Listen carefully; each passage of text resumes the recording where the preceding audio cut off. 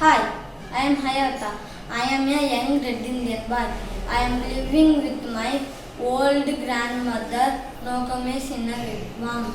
She told me about the stars, trees, insects, birds and animals and many things. I am also learn their names and their languages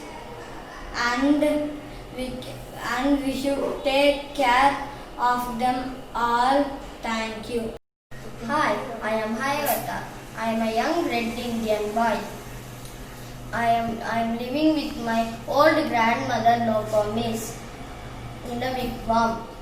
She told the facts about the trees, the birds, the animals, the insects, the stars and many other things.